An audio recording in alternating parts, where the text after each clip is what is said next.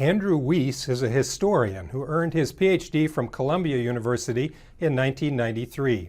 He teaches in the history department at San Diego State University and has edited a book called The Suburban Reader, as well as the book that followed this 1993 article, Places of Their Own, African American Suburbanization in the 20th Century. In this article, published more than a decade before his later prize-winning book, we can see the beginnings of his interest in the topic of segregated suburbs. This article is important because it directly challenges the idea that suburbs developed as homogeneous social settings where only middle-class people settled as they abandoned central cities and left poorer urban residents behind. Wiese documents examples of communities that dispel this common myth and also explores why such places generally got left out of conventional studies of suburbia in the past. People think of suburbs as a new aspect of urban social life, resulting from the deconcentration of cities. The most common stereotype that usually comes to mind has certain standard features. These features have been repeated endlessly for many decades now in mass media such as television and motion pictures. It is interesting that there is such a standard stereotype, implying that suburbs all tend to resemble one another, to share certain common features. Some of this stereotype even can be traced back to theories of urban social life proposed by scholars we have considered. First of all, people usually think of suburbs as places filled with middle-class people. That is, people who have office jobs, who are certainly not poor, but not tremendously rich either.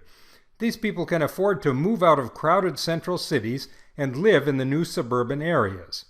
This middle-class concentration is built on another assumption about suburbs, that they are filled with relatively new, detached, single-family houses built on separate lots with at least some open space around them. Suburbs do not bring to mind images of tall apartment or condominium towers or shanty towns of slum housing. Residents usually are assumed to have purchased their homes rather than renting them. Since middle-class status has been less common for minority ethnic groups in the past, we also tend to think of suburbs as ethnically homogeneous places. Features of this suburban stereotype also extend even to the stage of the family life cycle. We picture young, unattached adults as living more often in the central city, shifting to suburbs only when they decide to settle down and form families. So we also think of suburbs as populated with families of parents and children, a family-oriented zone in the city. But especially in the late 20th and early 21st century, the part of this stereotype concerning ethnic homogeneity must be called into question. After all, if urban deconcentration scatters the population of a city outward over a much larger area, one of the side effects we should logically expect from such a process would involve separation of different social groups, including ethnic groups. And it's certainly true that ethnic minorities are not all left behind in central cities when suburbanization gets going and transforms the shape of cities. This does not mean that all ethnic groups move outward to suburbs in some random fashion like water droplets in the spray from a fountain. The suburbs are not integrated in the same way that cities once packed together people of diverse ethnic and socioeconomic backgrounds under pressure in a small central area. Neither are suburbs some kind of monolithic middle-class ring encircling a central city that holds the people who couldn't get out. Boston is a terrific example of this kind of sorting of population by suburb. If you drive around the edge of central Boston on Highway 128, the old original ring road around the city, you pass through one ethnically distinctive suburb after another. You can find suburbs built up by Italians, Irish, Jews, and African Americans, as well as more stereotypical white Anglo-Saxon ethnic populations. You can find blue-collar suburbs, white-collar suburbs, and enclaves of privilege for wealthy elites enjoying their inherited fortunes. This diversity of different kinds of suburbs illustrates the sorting of the population by class and ethnicity as an integral part of the larger process of urban deconcentration over the past century or more. Increasingly, scholars are turning their attention to this sorted-out aspect of suburban life. recognizing that there is a growing diversity between suburbs, and not only a contrast between Central City and some imagined homogeneous suburban ring. There are suburbs not only in U.S. cities but in other countries that sort out different ethnic populations from different Asian countries who live in the same metropolitan area. Most people already are familiar with the idea of a Chinatown and perhaps also a Japantown or a Koreatown, but in the past we tended to think about such ethnic neighborhoods as located in central cities. There is no reason why we should not expect at least as much ethnic sorting between different suburbs as the city spreads out. Similarly, the long history of racial segregation in U.S. society produces separate communities, particularly segregating black from white Americans. The fact that such segregation is clearly and strongly developed in central cities is well known and widely studied as a social issue. Other research also has documented the formation of what are usually called black towns by scholars. Sometimes these towns are simply small communities in a rural area somewhere in the country, such as the well-documented black towns that were developed by African Americans in states like Oklahoma. These separate communities were not always dictated by discriminatory laws or bank lending practices as found in urban centers. In some cases, they were deliberately chosen and developed by black citizens as a way to escape the second-hand status of living in towns dominated by whites, and such places formed self-contained communities in which black citizens could become mayors and other officials and control their own small worlds. The same refuge mentality was part of the picture for the first Chinatowns that formed in West Coast cities. In fact, if we look at the first decade of the 21st century, comparison of successive census counts clearly shows that the ethnic minority populations in suburban areas were growing faster than the majority white populations. By 2010, fully 40% of all suburban residents in the Los Angeles metro area were Hispanic. And if all other ethnic groups also are included, the native-born white population was no longer even a majority in the Los Angeles suburbs. The black population of suburbs twice as much as the white population. The Hispanic population grew more than twice as much as even the increase in the black population. So the idea of a homogeneous ring of white middle-class suburbs is pretty much completely out the window now in this new century. Wiese concentrates in this article on black suburbs in particular. It is true that a lot of the suburbanization of the black population has come in just the last few decades. It may also be true that a considerable share of this black suburbanization involves middle-class black families, still fitting to some extent the suburban stereotypes about socioeconomic status and family composition. But Wiese is a historian, and he is interested in a couple of more detailed questions about these black suburbs. When the stereotype of ethnic homogeneity breaks down, does the stereotype of economic homogeneity also break down? And even more importantly for his interests, how new are these black suburbs in reality? Can we find historical forerunners, earlier examples of black suburbs that predate the more recent wave of suburbanization? And if so, why haven't we heard much about these places before? Why did we end up with the stereotypical view of middle-class white suburbs in the first place? It takes aim in particular in this article at previous scholars who wrote about the suburbs as homogeneous middle-class white zones on the outskirts of cities. He singles out descriptions of suburbia by people like Rose, who used such generalizations to describe the suburbanization process. Based on the census evidence that he reviews, and on the work of other historians and urban scholars, he immediately rejects this homogeneity stereotype for suburbs. He insists that not all suburban communities were middle class, any more than they were all white. Rose and other earlier writers include such diversity in their descriptions of suburbanization. We use that the suburban stereotype resulted from theoretically based preconceptions, and that these preconceptions led scholars to look at suburbs as places where Americans managed to realize the good life for themselves. These writings became a kind of celebration of the suburbs as the embodiment of prosperity, happiness, success, and comfort.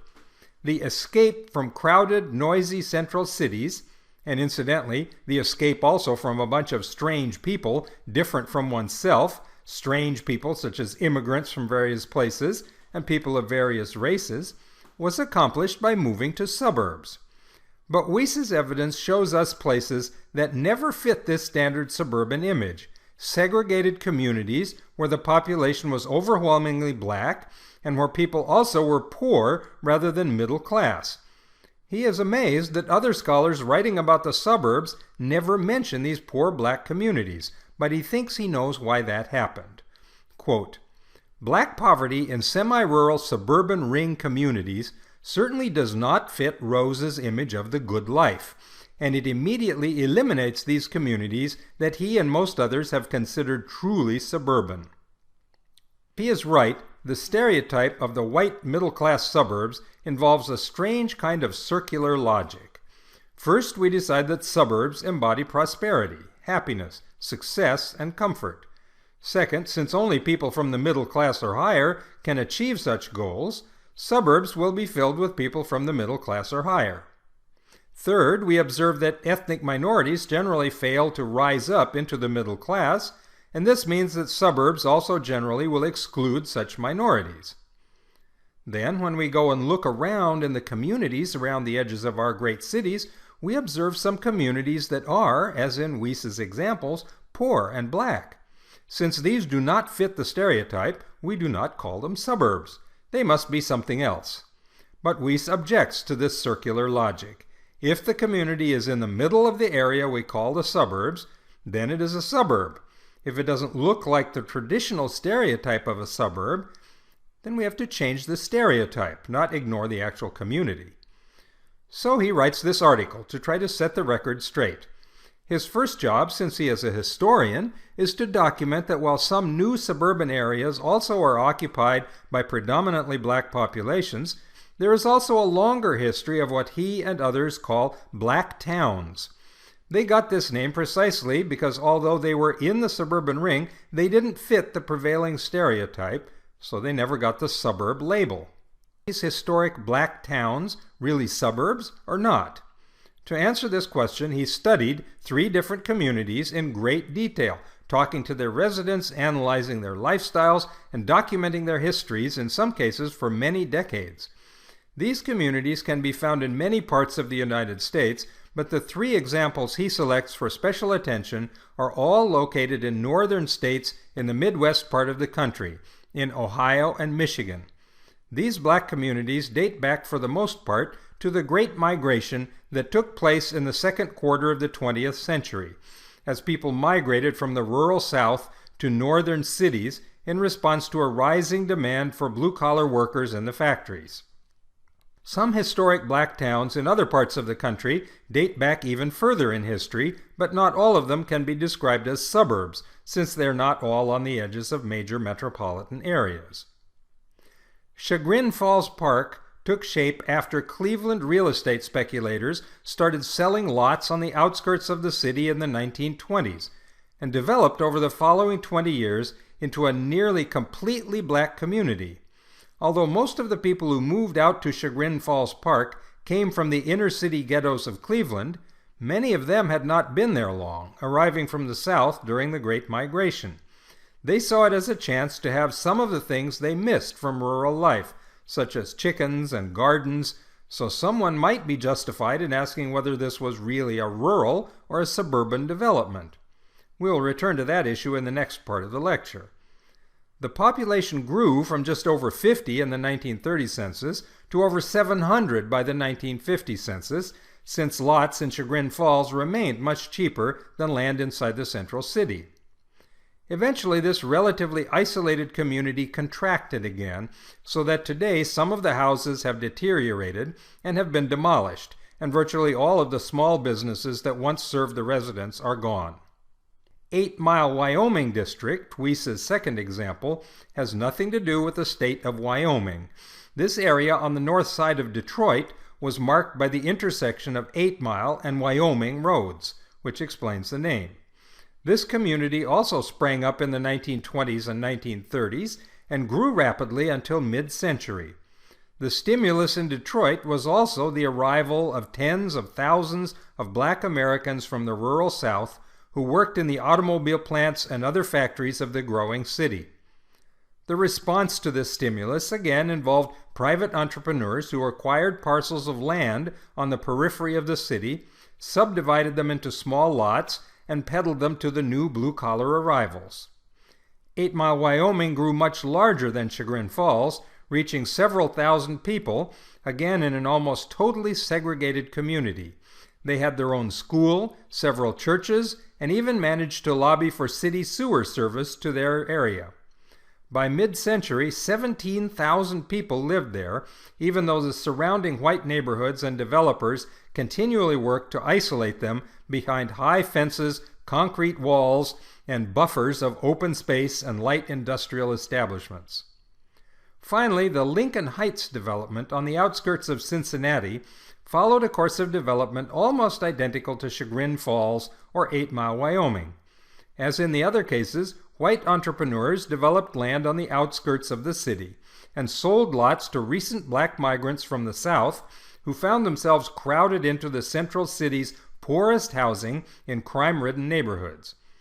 Eventually, several thousand black residents built or purchased homes in Lincoln Heights where they were able to live outside the city and still get into the city for jobs because they could walk to nearby mass transit lines running into the center.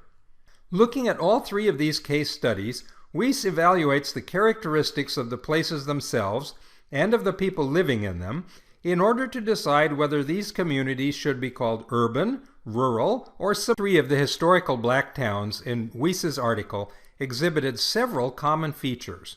First, of course, they were all within the suburban ring of a major metropolitan area, explaining why he considered them for inclusion in the general category of suburbs. All 3 communities also shared the unfortunate distinction of lying outside the official limits of the city at the heart of that metro area. In fact, city limits for many central cities follow very convoluted paths that reflect local political and economic dynamics and tell us a lot about the history of that city. For example, the city limits of Columbia, South Carolina extend outward in 3 or 4 long fingers from the center of the city, leaving large gaps between them. The map shows a particularly wide gap running for many miles out to the northeast and reaching almost into the center of the city itself. On both sides of this unincorporated gap, the jurisdiction of the city, including its police, fire, water, and other utility services, extend outward well into the suburbs. It may come as no surprise to those who have read Wiese's article to learn that the population in this unincorporated wedge of territory running northeast out of Columbia are predominantly black. By drawing the city boundaries to exclude this area, the city can avoid providing many expensive services to the people who live there.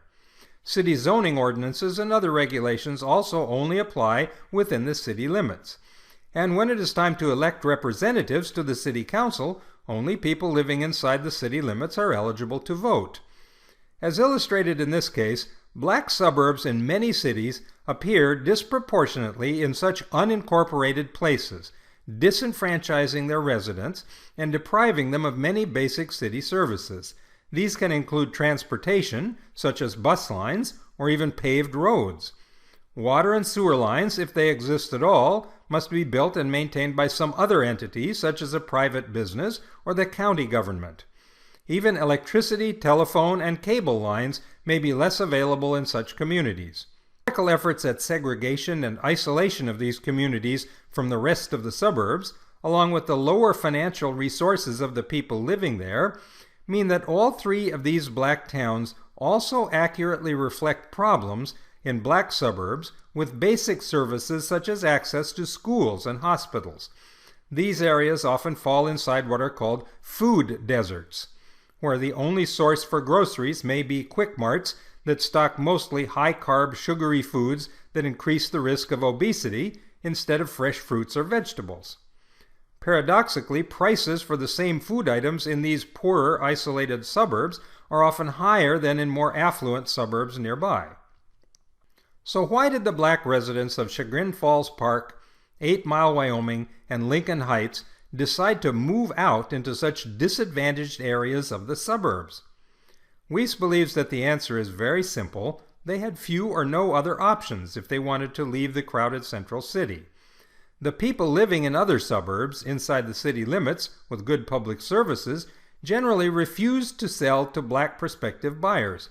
Real estate agencies systematically split the real estate market, showing some homes only to whites and others only to blacks. In some cases, the real estate firms themselves not only had only black or white buyers and sellers, but the firm itself had only black or white employees.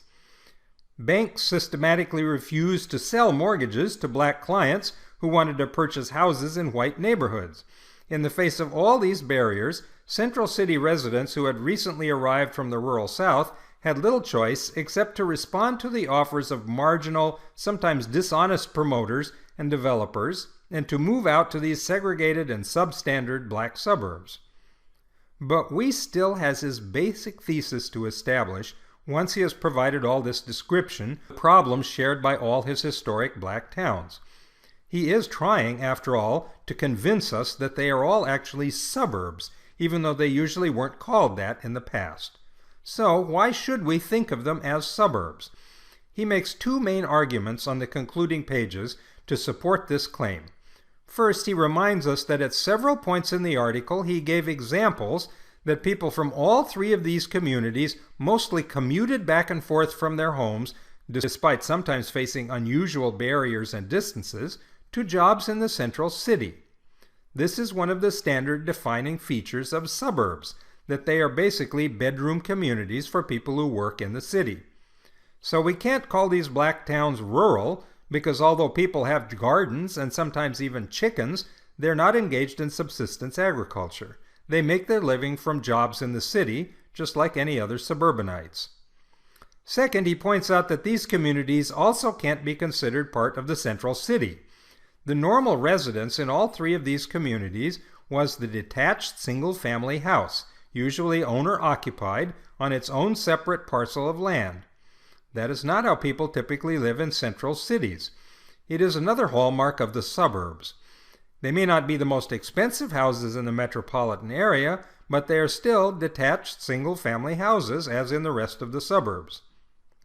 So here we have three communities located inside the suburban rings of large metro areas, inhabited by people who commute to jobs in the central city and who live in detached single-family houses.